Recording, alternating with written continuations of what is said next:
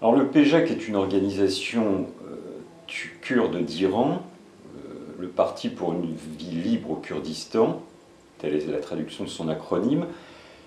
qui en réalité n'a que très peu d'autonomie politique parce qu'on sait que cette organisation a été créée et est dirigée par le PKK, le Parti des travailleurs du Kurdistan, qui lui est essentiellement composé de Kurdes de Turquie et qui mène une lutte armée contre le gouvernement turc depuis 1984 et qui a fait près de 45 000 morts dans ses affrontements contre l'État turc. Le PJAK, lui, est de facture beaucoup plus récente, il date d'il y a 4 ou 5 ans, ce sont les premières revendications qu'il a émises quant à ses opérations militaires. Et bien évidemment, c'est un jeu compliqué, comme souvent dans cette région du monde, manipulé en partie par les Kurdes de Turquie donc, et qui vise à déstabiliser la région, à créer des points de fixation. Tout cela, évidemment, dans l'intérêt du PKK qui maintient une activité armée importante, mais on ne peut pas considérer que le PJAK en tant que tel ait des capacités opérationnelles indépendantes du PKK. Alors, deuxième aspect, c'est ce PJAK est-il oui ou non l'émanation ou est-il soutenu par les États-Unis? C'est évidemment ce que ne cessent de répéter les autorités iraniennes depuis plusieurs années. Je pense que les liens ne sont pas nets et pas clairs.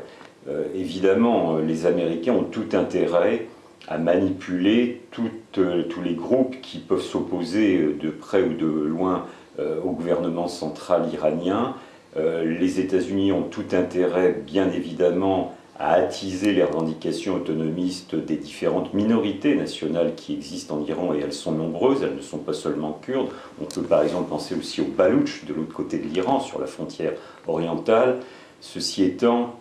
ce qui apparaît, c'est que jusqu'à ces derniers mois, il y avait, je veux dire, de la part des États-Unis,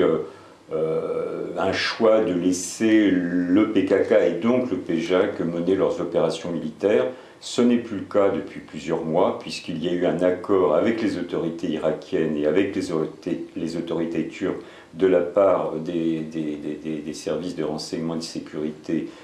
américains, qui, au contraire, contrôlent de plus en plus nettement les activités du PKK et donc du PJAK. Donc, s'il y a sûrement des liens entre les services de sécurité américains et le PJAK, ceux-ci ne veulent pas signifier, ne peuvent pas signifier que le PJAK est aux ordres des services de sécurité américains et que le PJAK ne développe ses activités qu'en fonction des intérêts américains. Je crois qu'il y a une marge d'autonomie, justement dans une situation où le PKK lui-même, qui est encore une fois la force organisatrice du PJAK, est plutôt en porte-à-faux vis-à-vis des autorités américaines, et ce, encore une fois, depuis quelques mois.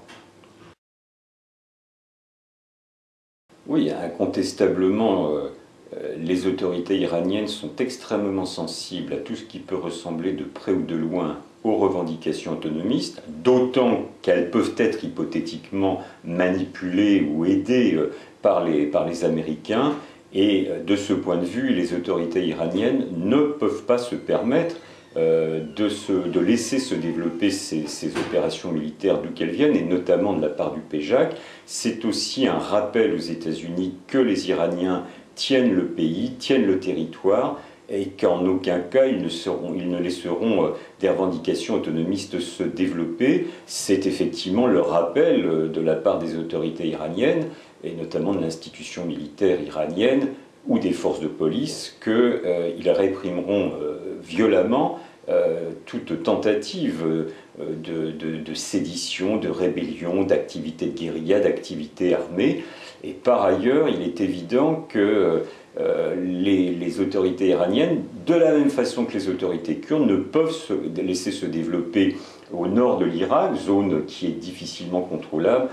des groupes qui remettraient en partie son pouvoir en cause. C'est depuis environ 2 ans que les relations se sont considérablement réchauffées entre les autorités iraniennes et les autorités irakiennes. Il est parfaitement évident que la chute de Saddam Hussein a plutôt été un soulagement pour les Iraniens, pour des raisons liées à l'histoire, cela va de soi. Le rapprochement, le réchauffement, la normalisation des relations s'effectue depuis environ 2 ans. On se rappelle de la visite du président iranien Mahmoud Ahmadinejad à Bagdad, notamment, qui était quand même très fort symboliquement. Depuis lors, si ces relations se réchauffent, il est évident que les Iraniens n'ont pas intérêt, comme on le disait tout à l'heure, à laisser se développer des activités de type terroriste ou qualifiées comme telles partant du nord de l'Irak. Je ne crois pas au total que cela puisse ternir les relations entre les deux pays si il y a récidive dans ces opérations armées de la part des Iraniens contre